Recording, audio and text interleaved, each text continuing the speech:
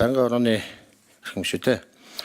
Үндсэн хуулийн цэцгийн 2026 оны 1-р дүгнэлтийг Монгол Улсын их хурлын 2026 оны 3-р сарын 31-ний өдрийн нэгдсэн хуралдаанаар хэлэлцэж, хуралдаанд оролцсон гишүүдэд олонх хүлээн зөвшөөрөх зүйтэй гэж үзэж, Монгол Улсын их хурлын 2026 оны 5-р тогтоолыг баталсан.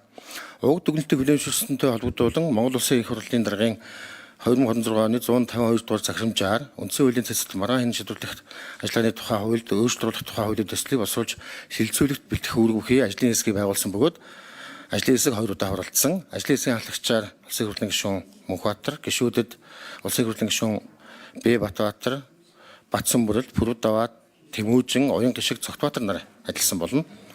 Үндсэн хуулийн цэцэд маргаан хянан шийдвэрлэх ажиллагааны тухай хуулийн 14-р зүйлд аль шүүх авч хэлцэхгүй байгаа эрх зүйн маргааны хэргийн харьяаллыг тогтоолохоор иргэн албан тушаалтан төр олон нийтийн байгууллага шилжүүлнэ гэсэн үндсэн хуулийн 64-р зүйлийн 2 дахь хэсэгт үндсэн хуулийн цэцэд түүний гишүүн үүргээ гүйцэтгэх гагцхүү үндсэн хууль захирагдах бөгөөд альва байгууллага албан тушаалтан бусад хүнээс хараад бус байна.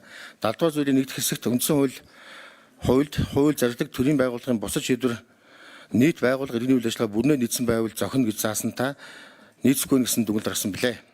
За, ажлын хэсгээс Монгол Улсын үндсэн хуулийн цэцэд хандан хамтран ажиллах хатан бичгийг явуулж уг дүгнэлттэй холбоотой 267 хуудас материалын хуулбарыг хүлээн авч судлан үзлээ. За, ажлын хэсэг дээрх асуудлыг судлан хэлэлцээд Монгол Улсын шүүхийн тухай хуулийн 25 дахь зүйлийн 25-ын 7-гийн 4-т хуулиар харьяалтын тогтоогоогүй эрх зүйн маргааны хэргийн харьяаллыг тогтоох гэж улсын дээд шүүхийн шүүн тасал ажиллагааны бүрэн эрхийг тогтоосон байхдаа үндсэн хуулийн цэцэд маргаан хянан шийдвэрлэх ажиллагааны тухай хуулийн 14-р зүйлийг хүчингүй болгохын зүйтэй гэж үзлээ. Анхаарал тавьсан баярлалаа.